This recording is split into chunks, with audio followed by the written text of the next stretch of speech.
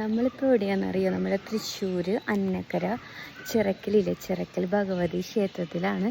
കണ്ട എൻ്റെ ബാക്കിൽ ഉള്ളതാണ് അമ്പലം കേട്ടോ. ഞാൻ ഇത് രണ്ടാമത്തെ തവണയാണ് വന്നേട്ടാ.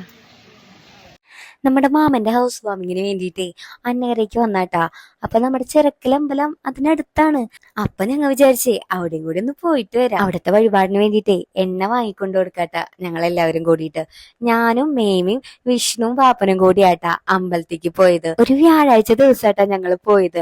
അതുകൊണ്ട് അവിടെ വലിയ തിരക്കൊന്നും ഉണ്ടായിരുന്നില്ല. വീക്കെൻഡ് ഡേയ്സിലൊക്കെ അവിടെ നല്ല തിരക്കാന്ന് പറയുന്നത്. നമ്മുടെ ചിറക്കൽ കാളിദാസിനെ കാണുന്ന ആഗ്രഹമൊക്കെ ഉണ്ടായിരുന്നു. പിന്നെ നമ്മുടെ മനസ്സിലുണ്ടായിരുന്നു പൂരത്തിന്റെ കാലാണല്ലോ, അവനിവിടെ ഉണ്ടാവില്ല, തിരക്കിലായിരിക്കും. പിന്നെ അവിടുത്തെ പ്രധാന വഴിപാടാണ് മുട്ടിറക്കല്. ഒരുപാട് പേര് ഒരുപാട് ദൂരത്ത് നിന്ന് ഇതിനു വേണ്ടി മാത്രം വരാറുണ്ട് കേട്ടാ.